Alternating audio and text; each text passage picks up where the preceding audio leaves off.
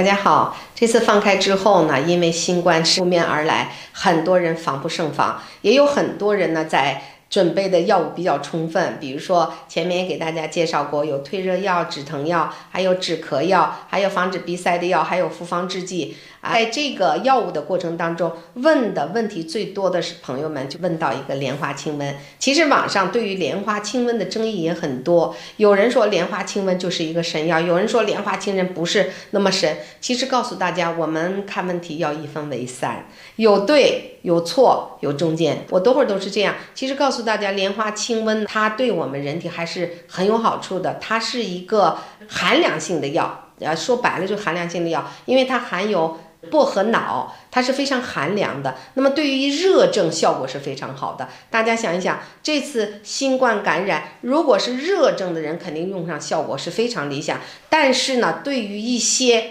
寒症的人，可能就存在有一定的不良反应。不良反应表现是什么呀？就会出现胃痛、胃胀、腹痛、腹胀，而且恶逆、消化不良，还有呢呕吐、腹泻都有可能。这几率是非常低的，因为什么呢？因为中药相对来说是比较安全的，而且现在咱们的这个中药呢是经过药监部门一再审核，通过临床实验验证，我们也是做得越来越精细了，所以敬请大家放心，副作用没有那么大的几率，只要你辩证对了，你对症治疗还是好处肯定是，如果辩证对了药是肯定不会有什么副作用的这个感觉。但是有些人呢，如果是过敏体质，第二个方面就可能会出现过敏。那么这个过敏是什么样？也有些皮疹瘙痒这些超敏反应的人来说，它不单纯是用莲花清瘟，它就是用其他的东西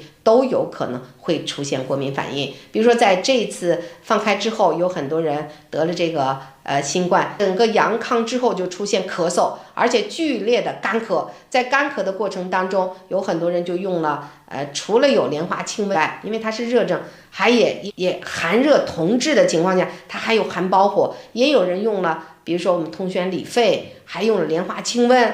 同时呢，还在这个当中用了左西替利嗪。左西替利嗪是什么呀？它是一个抗过敏。为什么？有些人用了棕色合剂，就是我们说的有的地方有氨棕，也就是自行配制的，里面有川贝、枇杷呀，做的一个棕胺。这个棕胺呢没有任何副作用，但是有很多人用了之后呢，脖颈后还有腿上都起一些小疙瘩，瘙痒难耐，就过来找我，一看那就是典型的药疹。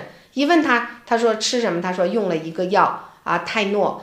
那么到底这两个药是哪个药品呢？那就首先要分开，那两个药就不能合并用。最后我说你试着用一下，最后用了泰诺，它不过敏，而且烧也退了，疼也止了。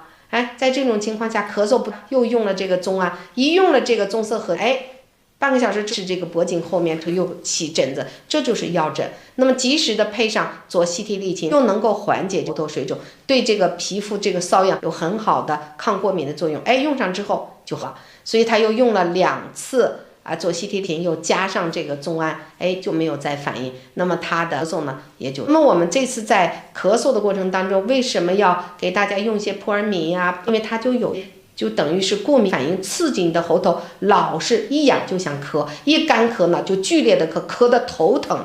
有很多人就是因为剧烈的咳嗽，咳得眼睛红，然后头疼，很痛苦很难受的。在这种情况下呢，我还是主家用一些中草药来的比较快。中草药里面呢是的话就不用加10青蒿，那里面呢我们就有一些款冬花呀，具体问题具体分析根据人进行辩证，然后给大家开出一个方来。所以在这次呢，我们有一个与咽痒咳嗽的方子，使用量是最大的。如果有朋友需要的话，我以私聊给大家放到网上，然后据你个人的情况去选择。